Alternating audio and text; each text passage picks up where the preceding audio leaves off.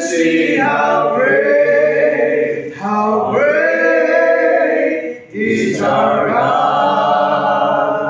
You're the name above all name. You are worthy of our praise, and my heart will sing how great is our God. Then sings my soul, my Savior God to thee. Hallelujah. How great thou art, how great thou art. Then sings my soul, my Savior God to thee. How great thou art, how great thou art. Kaya umaawit ang puso ko, napupuri, napupuri. O Diyos sa iyo, o Diyos sa iyo, inadakila ka, inadakila ka, sinasamba, o Haring Diyos, o Haring Diyos, dakila ka, o Haring Diyos, dakila ka. Hallelujah. Panalangin po natin yung ating nasa kanan. Hallelujah. Father, we thank you, Lord. Yes, Lord. Salamat, Panginoon, sa buhay niyo, Panginoon. Thank you, Jesus. Thank you, Father.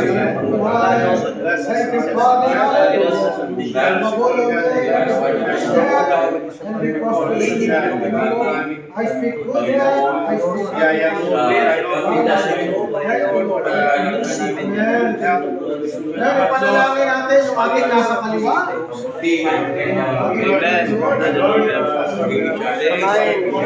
Salamat po.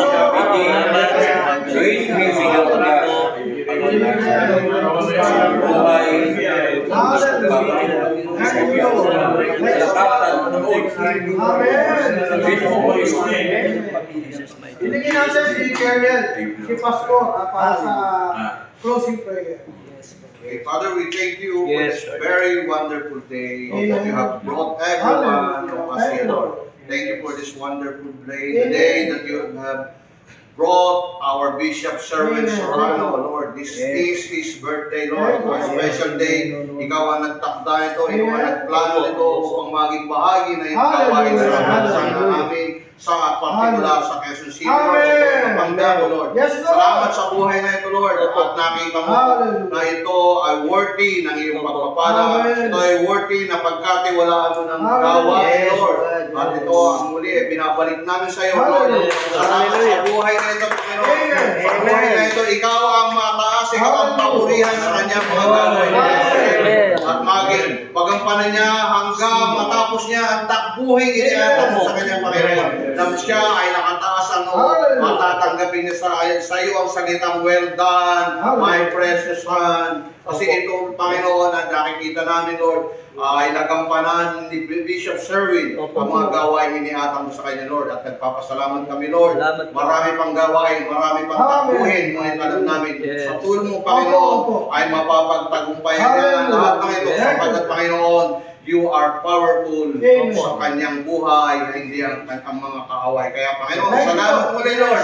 At muli, pinapanalangin ko lahat ng mga dumalaw dito na kasama namin, Panginoon. Na yung mga tinawag, nakikilala mo sila, Panginoon. Saan man sila ayaw ngayon, saan man sila uwi sa kanilang paglalakbay, Panginoon.